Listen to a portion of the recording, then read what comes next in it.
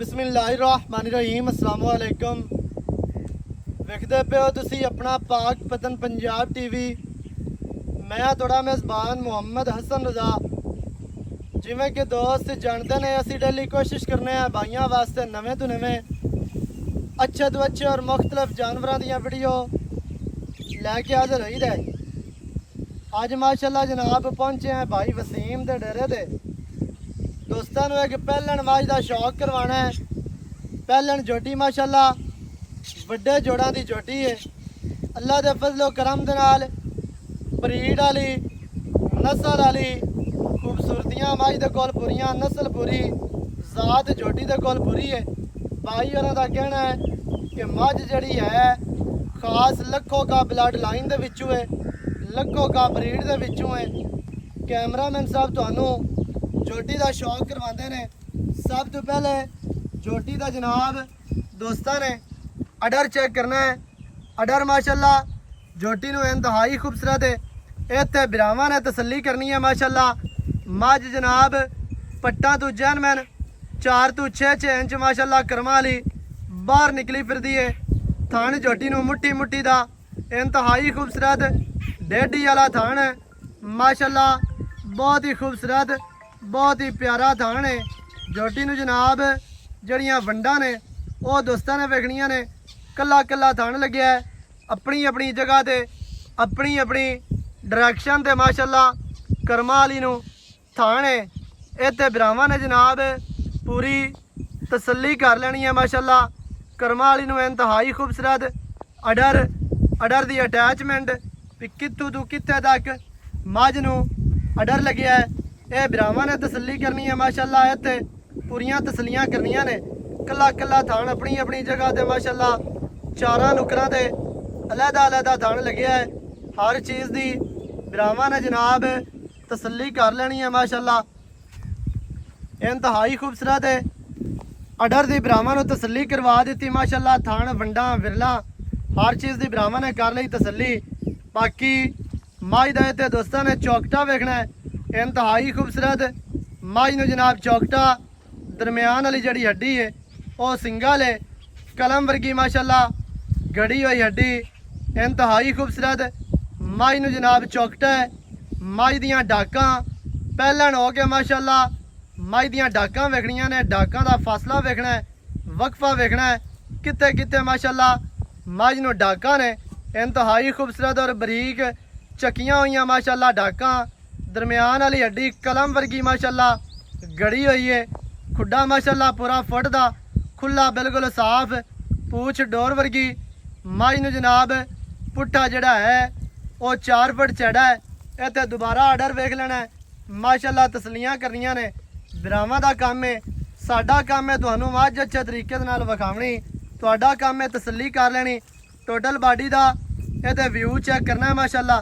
इंतहाई खूबसूरत अखां बिलियां ने। जोटी नूं अग्गू जोटी जैनमैन बरीक है, पिछू चैड़ी है, अग्गू नीवी, पिछू माशाल्लाह उच्ची इंतहाई खूबसूरत। जिस तरह लैंड क्रोजर होंदी है उवें ही जोटी दी लंबाई है, जोटी दी लेंथ है माशाल्लाह। सिंगी जोटी में बिल्कुल छोटी कतरी कतरी माशाल्लाह इंतहाई खूबसूरत गोल सिंगी है। मत्थे ते निक्की जे फुल्ली जितनी एक होनी चाहिए उन्नी है कि माशाल्लाह फुल्ली है। बूथी छोटी मदरी मिड्डी बूथी इंतहाई खूबसूरत। जोटी नूं जनाब नासा फिनियां ने, छोटियां नासा ने, बरीक होठ जोटी नूं चेक करने ने। इत्थे तसल्ली करनी है, खाडी वेख लेनी है। एक अग सफेद चिट्टी, एक दे विच मड़ा जिहा जवाब। कन्न जोटी नूं लम्मे छज्जां वर्गे माशाल्लाह चैड़े कन्न ने जिस तरह पक्खे दे पार होंदे ने। जोटी नूं दौण माशाल्लाह कितनी बरीक, कितनी लम्मी। लत्तां जोटी नूं सीधियां तीर, मोड़ियां मजबूत माशाल्लाह। पैर जोटी नूं दुरियां वर्गे इंतहाई खूबसूरत। हर चीज़ की बिरावां नूं तसल्ली करवा दी है। तसलियां तो बाद गल्लां जनाब करांगे आपां मालकां दे नाल सांझियां। सारी डिटेल सारी गलबात तुहानूं मालकां दी ज़बानी लैके देंगे। कंड मझ नूं गाडर वर्गी वक्खी बिल्कुल छोटी माशाल्लाह। हर चीज़ की तुहानूं तसल्ली करवा दी है।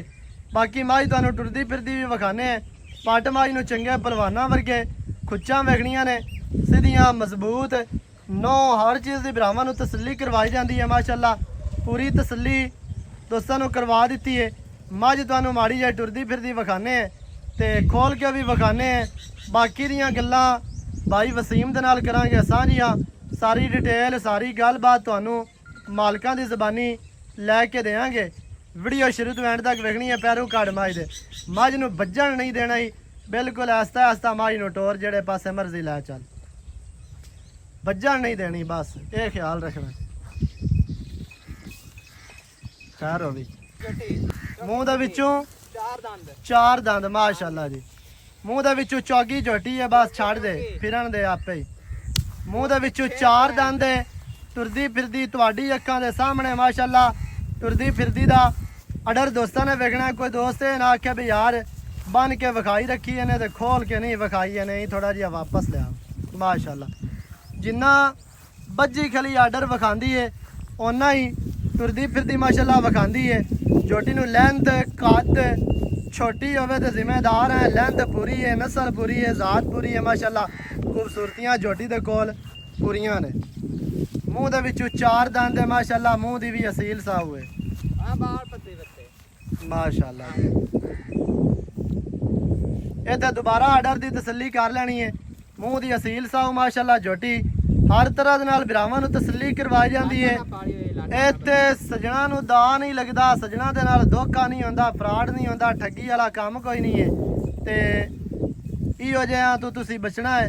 ਜਿਹੜੀ ਚੀਜ਼ ਤੁਹਾਨੂੰ ਪਸੰਦ ਆਵੇ ਮੌਕੇ ਤੇ ਆਓ, ਮੌਕੇ ਤੇ ਆ ਕੇ ਆਪਣੀਆਂ ਤਸੱਲੀਆਂ ਕਰੋ, ਬਸ ਛੱਡ ਦੇ ਫਿਰਨ ਦੇ। ਇੱਥੇ ਆ ਜ਼ਰਾ ਮੇਰੇ ਨੇੜੇ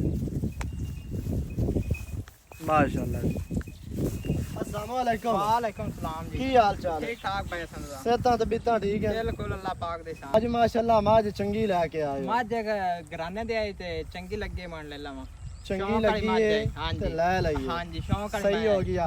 अजा पहलन जोटी मुंह दे विचों चार दंद की माई दी ब्रीड है, की माई दी नस्ल है? ए लखो कहंदे घर दी गंडिया मई च बड़ी मशहूर मां है जी। सही हो गया। हां जी लखो का ब्लड लाइन दे विचों, ब्लड लाइन दे विचों ना साबित होवे जोटी फरी देसा, साबित ना होवे जोटी फ्री दे, बिल्कुल फरी देसा। जो डंड लावे जल्ला नु तैयार है अल्लाह दे हुक्म ना। ठीक हो गया। हां जी माशाअल्लाह जी जी।